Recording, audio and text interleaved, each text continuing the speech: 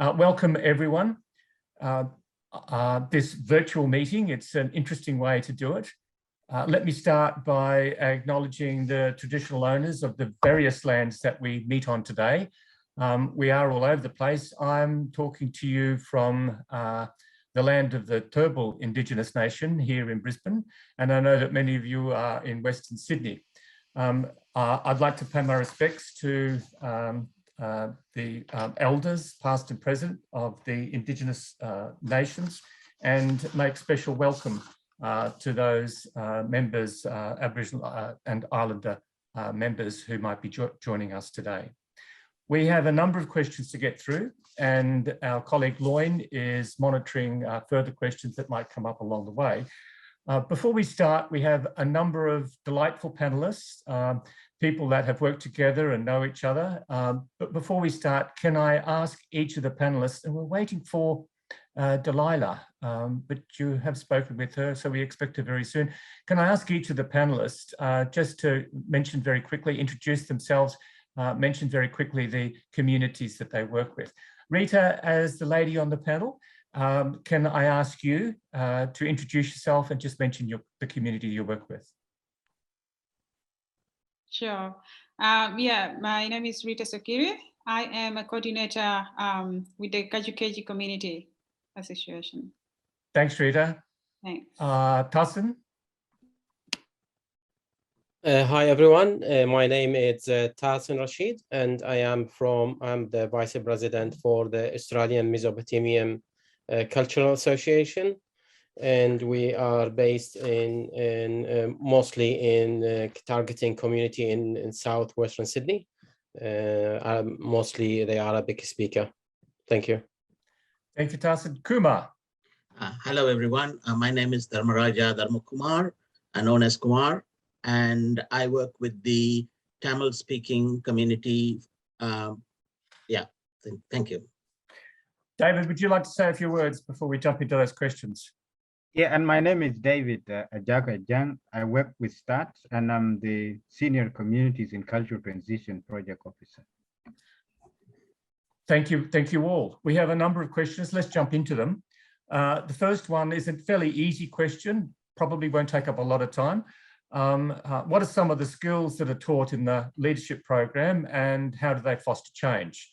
Tahsen, do you have a comment you'd like to make? Yeah, so firstly, can I say the leadership program was a great experience for me, and I'm thankful to START and to David and the organizer and yourself to the program. There is a lot of aspects and topics we learned there, and from these topics I mentioned. The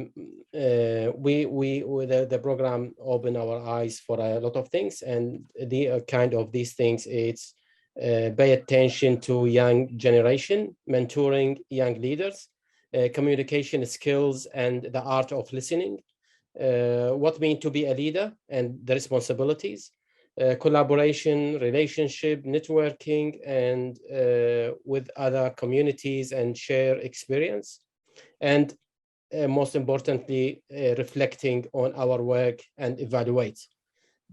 That's the things I took from the course. Thanks, Tahsen. Rita, Kumar, any quick comments from either of you? Yes, Kumar, apart from Tahsen has explained all the details, but one of the things that I took from the course is the challenges that we have to face as community leaders going forward. Thank you. Good one. David, there is a question, how have the leadership courses run through COVID, and when will the next course be held? Would you like to take that one? Yeah, we had to cancel courses that were to happen in the middle of this year, and we have not thought of doing it virtually like we're doing the forum, because we believe it cannot give us the same effect. So there is hope that we might come out of lockdown and resume the residential setting, of which is a very important component of the success of the course. So we have not actually tried to do anything online? Well, they're mostly designed to be face-to-face and interactive and engage people and for people from different communities to know each other. So that's that face-to-face eyeball contact is a good thing. Delilah, we see you've managed to come on. There's been some technical issues this morning. Sorry about that. Wonderful to see you. Delilah, running a little bit late. Would you just like to mention, introduce yourself, mention the community that you're engaged with, and we'll carry on with the questions so that everyone knows who you are. Oh, thank you. So my name is Delilah, and I'm the president of the Assyrian Women Organization. So I'm from the Assyrian Women community members. Thank you. Thanks, Delilah. It's great to have you here too. Let's move to the next question. It's talking about community leaders and dealing with issues. The question says the news indicates that a large number of refugees are reluctant to have the COVID vaccination due to myths circulating within their communities. And the question asks, have you as community leaders, as refugee community leaders, done anything to dispel these myths? Now, I know you've been working a lot. Delilah, can I call on you first for this question to respond? Oh, thank you. This is really a good question, though. So I think I would like to start to use the platform of our course for the community leaders course. So we came together as a community leaders, and we run a lot of information session on different topics. Like we have a doctor from a Syrian background who spoke about the COVID coronavirus. We have someone who was from immunization of the vaccine, and he spoke about the content of the vaccine and how that work. We have people from mental health. We have so many different guest speakers from Centrelink as well. And what we did, we run these workshops to the community leaders from this platform, and these community leaders filtered through to their community members through putting it on their website or actually run it to their community members as well. So we can collaborate our effort to do these sessions and to disseminate it among our community members with each one of us of different community backgrounds. So that was what we have done. And there was another part of it, or just this one? Sorry. I would like to see Tahsen and others to add something. Yeah, Tahsen, would you like to comment there? What's been happening? So it's we understood that it was a lot of some hesitancy in the wider community, in the refugee background communities, and maybe on some wider Australian community as well. And what we did as a community, as AMCA, we reached and engaged with the health professionals, and then we did a lot of sessions, and we posted educational sessions, and we posted it through our Facebook platform. And what this does is that give the information and the knowledge to the community, to the wider community, with their own language, and that lifts or raise the awareness and let's say answer the community questions. Thank you. Thanks, Tahsen. And Kumar, I know you've been doing things in the Tamil community. Yes, thank you, Dwayne. I'll just go straight into what we have been doing in the Tamil community. The first thing was that we created a WhatsApp group in our own language.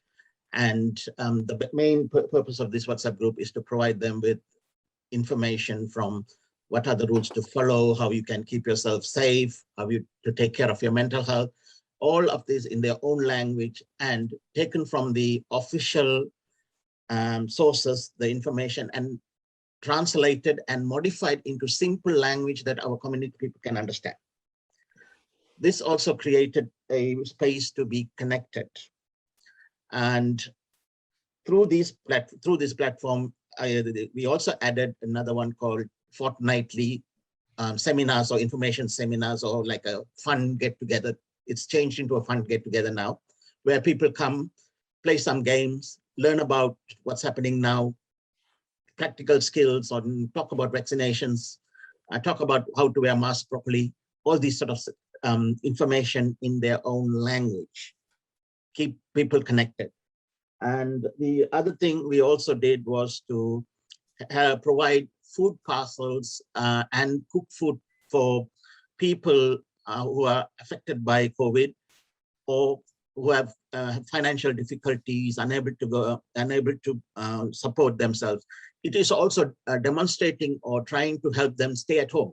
Don't go out unnecessarily. It's in a way of telling them that message and say, oh, look, we few people will provide you with what you need. So please stay at home. So these are the initiatives that we've taken from our own community, using the people who the community trusts, like the GPs, Tamil-speaking GPs, Tamil-speaking religious leaders, and other Tamil-speaking leaders who the community trusts. Thank you. Sorry, Dr. Wang, can I add to that, like the trust word has Kumar mentioned, it's really important. So I think the community leaders, they play a very important role here when they build the trust with their own community members. So when they're passing on the information from the fact sheet or through the sessions, because you build that trust, they will listen to some who they know what they're presenting to them. And also we utilize our role to be a role model. So we were the first one to be vaccinated. So that encouraging people as well to follow the steps. I also want to add into that, just like the other communities, we also organize a meeting with our community through Zoom, where we invited our doctors to come and speak to the community members. And we also invited people from the government, multicultural organizations, to also speak to them and answer some of the questions that they have regarding the vaccines and the doubts that they had. And that was really helpful because it helped clear some of the doubts that they were having. And also the other thing that we did was we formed a COVID emergency team where we help the people who are affected with COVID by delivering food to them and calling them to check on them regularly. So that was really helpful. And yeah, so far, most of our people are vaccinated, and it's because they have that trust now. Thank you. And can I add also, we actually we brought the voice of the concerns and issues of our community to put it higher up to the government agencies so they can listen to the multicultural community issues and concerns. What are some of the issues that leaders and communities face in these uncertain times? What can leaders be doing to foster change in some of these issues? Okay, let me start with you, Delilah. So the issues that they face, it was with the government mixed messages. That was the first issue. The other one it was around racism and not being inclusive, not understanding the culture aspect of multicultural communities, and also not understanding the trauma of the refugee community members who live in the South and Southwest area, when we're having all these helicopters, ADF, police, which reflected on their own refugee experience and have a bad impact on the multicultural community. Also, sometimes they had a wrong approach. Not everyone can read the fact sheet. Not everyone can go to seminars. So it was some other ways that we could have approached the multicultural community to make it more valuable for them to get the messages. Like, for example, there are Ajunct people. They cannot read and write, but they are audio, they can listen. So that was so simply in this process, the multicultural community has lost the trust. And what as a leader we can do, we need to provide feedback up to the government to ensure community concerns and issues unheard by unforgiven media or New South Wales communities were represented. That's one thing we can do as a role of community leaders. Also, we can develop some campaign aimed to escalating tension emerging from west and southwest area. We can probably run workshops of COVID recovery to rebuild the trust. And we can do this together. And also we can do it with other agencies. Start with, and some government agencies like Multicultural New South Wales, any other government agencies that we can work with them together. Thank you. If you allow me, David, to add to Delilah. Yep. It's Yep. the issue. Wayne is back now, I think. Yeah. Go on. Thanks. What question are we on? Sorry, Number We are question 4. Thank you. Okay, so the issue we are facing, I think for the communities, the leader in the community, he is the one point of contact, like for the community, and they are the trusted voice in their communities. So I think, however, if the government keep the leaders informed, and then we can pass these information to the community, then that will can help a lot. And the other things, it's the community, they believe what from their leaders, and then they are like kind of, they think they have that view, the leader, they know everything, they have all the answers, and that's why they are coming and asking questions. And if the community believe in their leaders and to have their voice to reach higher level of government. So that's what I wanted to see as an issue. And I think what we can do is leaders need to be to stay informed, and leaders need to be honest, to pass the real messages we got from the community, their messages, their worries, their inquiries to the policymakers. And I think we as well, the leader need to be the leader in the community need to be involved in terms of engaging with their community in valuable initiative that can foster positive social change. Thank you. Thanks, Tahsen. Kumar. Sorry, yes. Sorry, can I add just to that? I'm sorry, Kumar. Just before I forget what I wanted to say.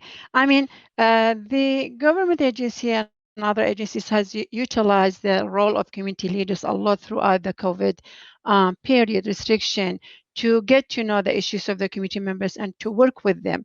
We really would like to see with the recovery period that any strategic that the government agency can put through, or other agencies who wanted to help the multicultural community members, not to forget to include the community leaders in that strategy, to come back with them and include them as well, because they not only utilize them when they need them, but also with their cover area. We still need to value these community leaders who have a great input, play a great role with communication, and put the connection between their community members and the other agencies with the health and all others. Thank you. Sorry, Kumar, I didn't want to forget my point. So, thank you. Under the current uncertain times, there are a number of issues that the leaders and the community is facing. I just want to pick on 3 things that I would like to talk about today. The first one is the language barrier. Most of the Tamil people have difficulties learning, understanding English language, which then comes to the second point. A lot of the information from the government agency, trusted organizations are translated in many languages, including Tamil. However, these translations are contains a lot of technical terms, and as you know, translations are not as accurate in explaining the message that is meant to be given. So then it comes for the community leaders to get the information in English or translation, and then convert them to a simple language that the community can understand. Number 3 is the priority. Most of our Tamil community refugees' priority is not COVID. It's basically money and work and visa. So COVID comes later. So as community leaders, we have to be in front there, encouraging them to take the health safety rules and regulation as an important thing, in addition to their priorities. So what the community leaders has got to do with this is that these trusted community leaders that we spoke about in the earlier question, to be there, to understand and to use the medias that we've already discussed to put these things in front of the people, to make the people understand and help them to move forward. Thank you. Thanks, Kumar. Rita, did you have a comment to make there?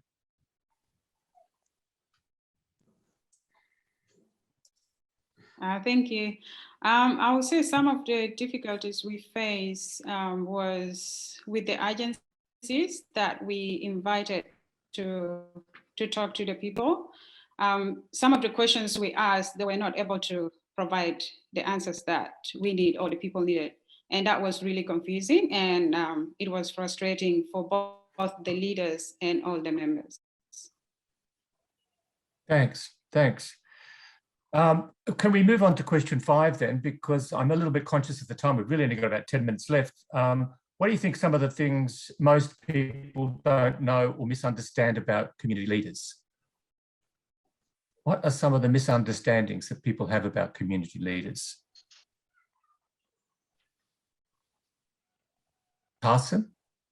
Yeah, Wayne, Dr. Wayne, I think the misunderstanding from most of the communities, when the community ask a question, they think the community leader know everything, and which is not right. We can help them in many ways, but this is something we are facing with community as well. Yeah. Kumar, do you have a comment there? Yeah, within the Tamil community, speaking about the Tamil community, since they've been here since the 2012, the initial experience with community leaders has been fairly negative. So that now that they've come through these 8-10 years, experiencing those negative impact or experiences with the community leaders, now they don't trust community leaders unless they know those people very well, like the GPs and the religious leaders and some of the community leaders. So that's been a challenge. Yeah, yeah. Delilah, do you have a comment there? I believe it's the expectation of the community members from the community leaders. That's very hard because they think because they're working and they're volunteering a lot of their time, they know everything and they have the connection, but there's so much pressure as well on the community leaders from other side. And not all community leaders know everything, but it's a learning process in a way. And sometimes with this course we have that exchange learning from each other communities from different cultural background. And I really wish if we are resilient in a way, but we still are human being, and we're still in our learning process. And so, yeah, we don't know everything, but we try our best. Yeah, yeah. Look, there's a question that's come through on the Q&A. I'd like to put to you. So this is being put to the panel without notice. So the question is, some communities are very hierarchical and male-led, and young people don't feel it is their place to talk or discuss issues related to the community. Have you got any ideas as community leaders about how young people can be heard? David, yeah, can I ask you to kick that question off? How to involve young people? And I will start by saying something about the previous questions as well and link them together. You know, the first question was asking about community leaders. You know, it goes back, you know, if there is a word that is abused in the sector, it's a community leader. Who is a community leader? What do they do? So actually, when we started the forum, my thinking was to actually answer that question in people's mind, especially people from the mainstream. So because when you say a community leader, what that conjure up in some people's mind is somebody who have very thick accents like myself, uneducated, and maybe recently arrived. But community leader can be anybody, born here, and someone who have deep understanding of some groups and who live with them and actually have lived experience in that space. And at some point decided to have some sort of agency to do something, to bring about some change in their community. So a community leader can be a faith leader, can be an elected leader, can be a leader that represents a community of interest, can be a leader that represents a group of 5 women. It can be anybody that actually has the ability to mobilize other 5 people to actually impact some change on the issues we face or the issues they face in their local community. So I leave that at that. When it comes to this question, it relates to that. Take, for example, if you are talking about a community of identity where leaders are elected, and that community is somewhat conservative. So refugee communities are not any different from any other community. Guess who do they bring forward? A male leader, a male leader. Now, if that community stayed well, maybe over 20 years, no, 10 years, people start to rebel. Young people don't like that, and they start to disappear. That forced these communities to say, hey, if we have to be sustainable, we have to change our ways. So it is like any other community, the process takes its own course, and the change will come by itself. And it will be forced by the people within those communities because they realize that it is change or change will change them. So that is the answer to the hierarchical nature. And I give you a practical example. When we started in 2015 with a very small thank you come together at Blacktown, at one stage I had about 4 panelists who were men, and I was criticized. But those were the people I was working with. They were the leaders that were brought, that came to me representing their communities. They were elected leaders. You see that? So I had to maybe do something else, but I could not change those communities.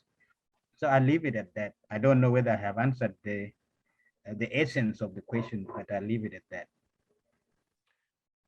Dr. Wayne, if you allow me, yes, to add about youth. Yep. So yes. I think in the communities, we need to engage the youth in the community by means of festivals, seminars, and workshops, and get their voice heard. And the reason for that is that the youth is the leaders of the futures. So we need to have them and include them at all times for every activity we do. Thank you. Thanks, Tahsen. Rita. Yes. Do you have some thoughts there? Yes, thank you. So just to add to that, to involve the young people, for example, in my community, we have a WhatsApp group for the young people, and we do have a messenger on Facebook for the young people where we share information and communicate with them. And we do run youth meetings, and we do picnics. We go for picnics, excursions, and we organize cultural nights where the youth are actually the one planning everything and doing everything and inviting the elders to come and participate. Yeah. Inclusive. Wonderful. Yeah. Thank you. There's another question on the Q&A, and I'd like to push this one over to you, David, or maybe invite the person who's asked the question to contact you, David, offline. The question is, it's hard to find leaders, and it's hard to create vision. It's hard to organize leadership training, and training is very expensive. Is there any training course developed, is the question. I guess the answer to that is, well, yes, indeed. there are a number of training courses, and David manages those. So can I suggest that the person who's asked the question might make contact with you, David? Yes, that's right. Yeah, anything and to we say? can organize, Yeah. If they are in New South Wales here, of course. Well, yeah. And all the people on the panel today have all, of course, they're community leaders, but they've also done one of the courses that David's organised. Maybe we don't have much time at all left, because the next session in the forum starts at 12:40, which is, as I see it, 3 minutes away. So maybe what we could do now, there's still a couple of questions, but maybe we can answer those offline. Maybe there's a way we can draw this session to a close, and I'd invite each of the panelists, if they would be interested, to make a quick comment as the takeaway message that they would like participants from this session to have. Can I put you on the spot, Delilah? What would be your takeaway message for others who are interested in community leadership? Simply is do the course with David, because it's a great way of upskill the knowledge and getting in touch with other multicultural community and learning from the skills and experience of other communities. Thank you. Tahsen, do you have a final comment? Yeah, my message to them is to be involved in your community and learn from the seniors, community leaders, and of course do the course, or Thank you. Thank you. Kumar. Yeah. So for what I would like to express is leadership in terms of helping, working with the refugee asylum seeker community is a ongoing, changing, developing process, and things are always changing. So leaders have to learn the upskill and use those skills as they go along. So it's always ongoing learning. Thank you. Rita, some final comments from you. Yes, my final comment would be to involve in the community and to really push. For me, I'm working towards pushing the young people to see the benefit of the community. And yeah, definitely the leadership course has been helpful. And I will also encourage people if they're to join. Thank you. Thank you, Rita. David, the last comment for the session rests with you. Yeah, I think leadership is like being a pastor. The pastors need to understand the Bible. Leaders need to understand their people and need to be ahead of the game by being skillful, relevant knowledge and skills to the people they lead or the people they want to lead. Thank you. Can I offer a collective thank you to each of the panelists, Delilah, Kumar, Tahsen, Rita, and David, for your insights. I look forward to seeing everyone back in the main forum, which starts in a minute's time. Thank you again, everybody.